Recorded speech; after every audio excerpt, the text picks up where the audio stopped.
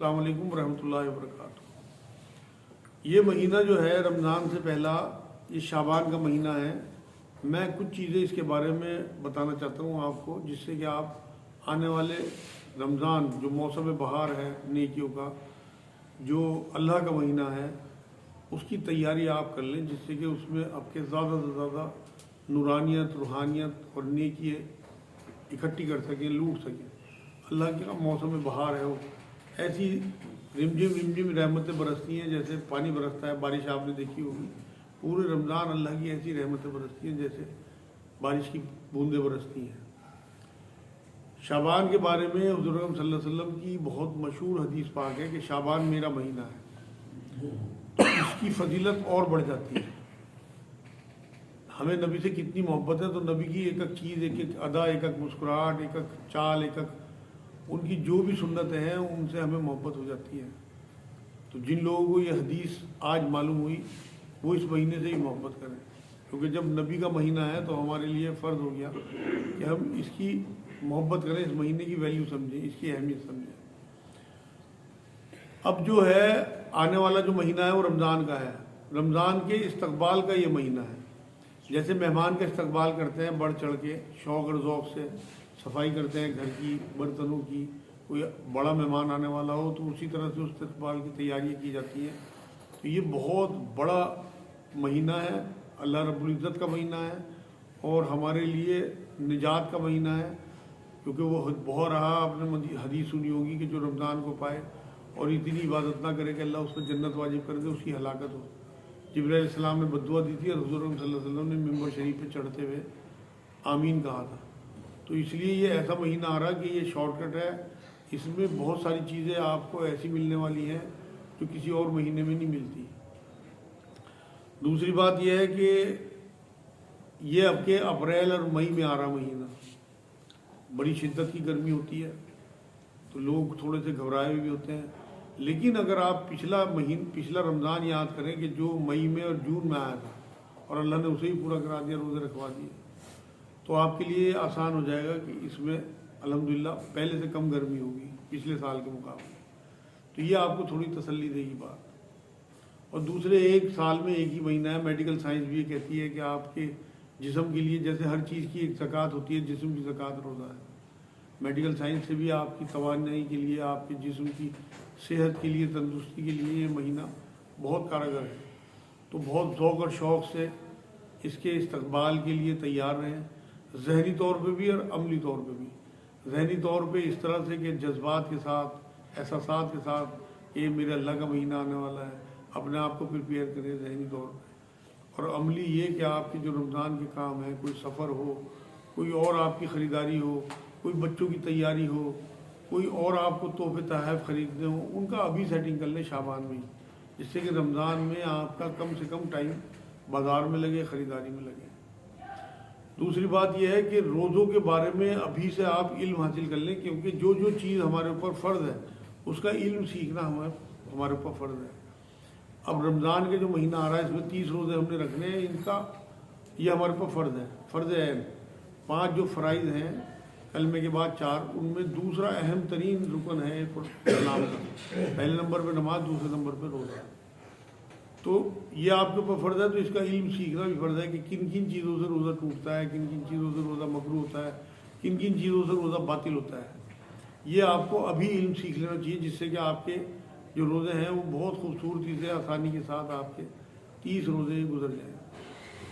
دوسری بات یہ ہے کہ آپ کو کوئی خریداری کرنی ہو، اپنے بچوں کے لیے کوئی تیاری کرنی ہو، اپنی عورتوں کے لیے کچھ، تو انہیں ابھی شعبان میں ان کی پوری خریداری، عید کی، تحفوں کی، کپڑوں کی، برتنوں کی، جو جو چیزیں آپ کے رمضان میں آپ خریدنے نکلتے ہو، اس بار پلاننگ کر کے 20 دن، ابھی 22 دن باقی ہیں، یہ پلاننگ کر کے آپ ابھی رمضان سے پہلے شعبان میں یہ سارا کام اپنا نمٹا لو، جس سے کہ رمضان میں آپ کا زیادہ ٹائم جو ہے وہ عبادات میں لگے اور اللہ سے جوڑ میں لگے۔ اس بار تعلق بڑھانا ہے۔ اصل میں رمضان جو ہے وہ خیر خواہی کا مہینہ ہے، ہمدردی کا مہینہ ہے۔ آپ نے جو زکوٰۃ کا حساب اپنا جوڑا ہوا ہے، بہت سارے لوگ اس چکر میں رہتے ہیں کہ صرف رمضان میں زکوٰۃ دیں گے۔ آپ ہمدردی اور خیر خواہی میں لوگوں کی زکوٰۃ ان کے گھروں میں اسی مہینے پہنچا دیں، جس سے کہ وہ اپنے رمضان کی تیاری کر لیں. بہت سارے بوڑھے یا بہت سارے مزدور ضعیف غریب لوگ ایسے ہیں جو اس وجہ سے روزے نہیں رکھتے کہ انہیں مزدوری پہ جانا پڑتا ہے.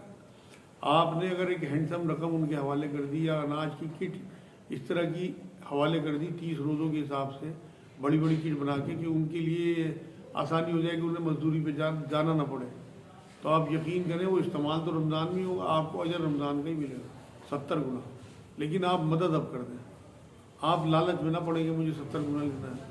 آپ یقین کرو 70 سے زیادہ 700 گنوں سے بھی زیادہ آپ کو اجر ملے گا, کیونکہ تمام اعمال کا دار و مدار نیت پہ ہے. آپ کی نیت یہ ہو کہ میں جو ہے اس وجہ سے لوگوں کے تک زکوٰۃ پہنچا رہا ہوں جس سے ان کے روزے آسان ہو جائے. تو یہ بھی آپ کے لیے ضروری ہے کہ آپ اپنی زکوٰۃ کا حساب ابھی لگا کے اور اپنی زکوٰۃ بانٹنی شروع کر دیں. تھوڑی بہت ہی کچھ بچے گی اس ٹائم دیکھ لینا, لیکن ابھی لوگوں کے جو رکشہ والے ہیں بیچارے, ٹھیلے والے, مزدور, ان کے گھر پورے کر دیں. دوسری بات یہ ہے کہ افطار کی دعا جو ہے اسے آپ اپنی افطار کی جگہ پہ لگا دیں, جس سے بچوں کو بھی یاد ہو جائے اور آپ لوگوں کو یاد آ جایا کرے کہ ہم نے یہ دعا پڑھنی ہے. ہم جلد بازی میں کئی بار دعا بھول جاتے ہیں. تیسری بات یہ ہے کہ اپنے کاروبار کا معاملہ سیٹ کریں. ابھی بہت سارے صحابہ کے بارے میں آتا ہے کہ وہ رمضان میں کاروبار بند کر دیا کرتے ہیں, مطلب کچھ نہیں کرتے تھے, تمام ٹائم اپنا فارغ کر لیا کرتے عبادات کے لیے, کیونکہ یہ ایسا مہینہ ہے کہ جسے ایک رمضان طریقے سے مل گیا اور اس نے ڈھنگ سے عبادت کر لی تو اس کی نجات لازمی ہے. تو آپ ابھی طے کریں کہ آپ نے رمضان میں دکانیں کھولنی ہے نہیں کھولنی ہے. اگر کسی کی مجبوری ہو کاروبار کرنا ہی ہے, ہمارے دل بڑے چھوٹے ہیں, تو کم سے کم اتنا تو طے کریں کہ میں رمضان جو ہے وہ جتنے بھی روزے ہوں گے وہ گھر پہ کھولوں گا. مطلب مغرب کے بعد دکان نہیں کھولنی ہے آپ نے, کاروبار اپنے اس طرح سے سیٹنگ کر لیں, چاہے پہلے کھول لیں دکان, کہ آپ جو ہے وہ روزہ اپنے بچوں کے ساتھ کھولیں دکانوں کی بجائے, چاہے پچھلے سالوں میں کچھ ہی کرتے رہے. اس سے آپ کو بہت برکتیں ملیں گی. گھر میں اجتماعیت کے ساتھ اپنے بیوی بچوں کے ساتھ روزہ کھولیں گے, ان کی بھی طبیعت خوش ہوگی جو اتنی محنت کر کے آپ کے لیے افطاریاں بناتی ہیں. دوسرے افطار اور کھانے کا معاملہ بھی تھوڑا ہلکا رکھیں, جس سے کہ عورتوں کو بھی ٹائم ملے اور وہ بھی عبادات کر سکیں. چوتھی بات یہ ہے کہ دعوتوں کا چکر نہ کریں اور نہ جائیں, معذرت چاہیں.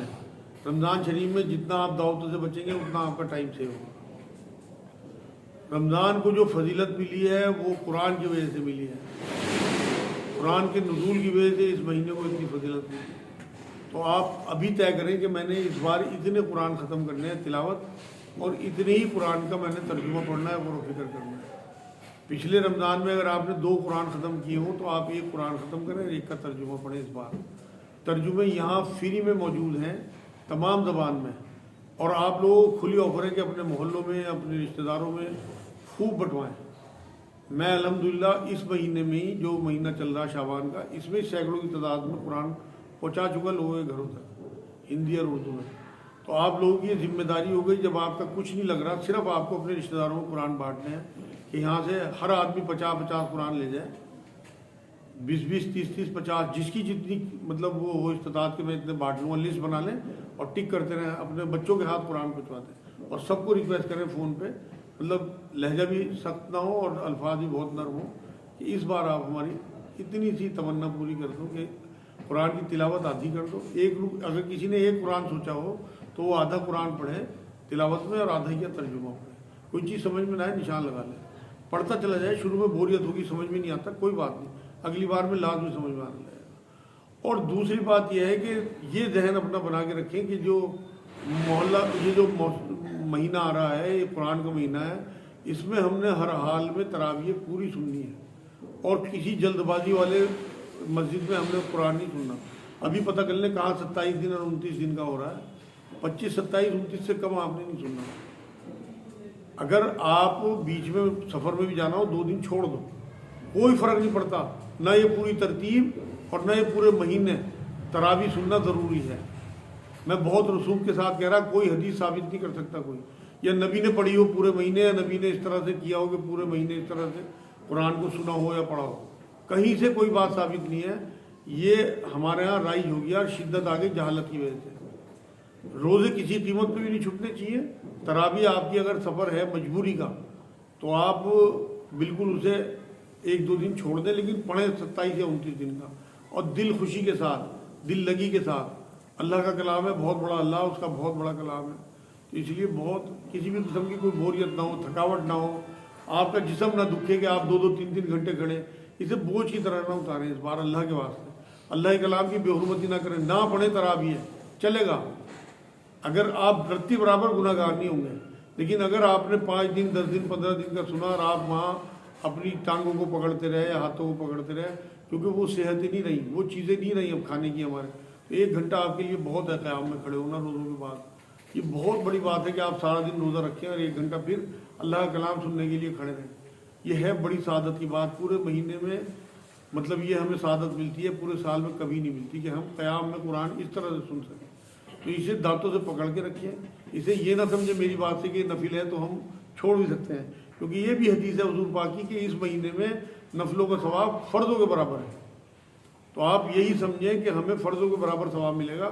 تو ہم نے ہر حال میں تراویح سننی ہی سننی ہے، اور بنا ناغہ کے سننی ہے، اور توجہی کے ساتھ سننی ہے. ٹائم سے پہلے پہنچنا ہے.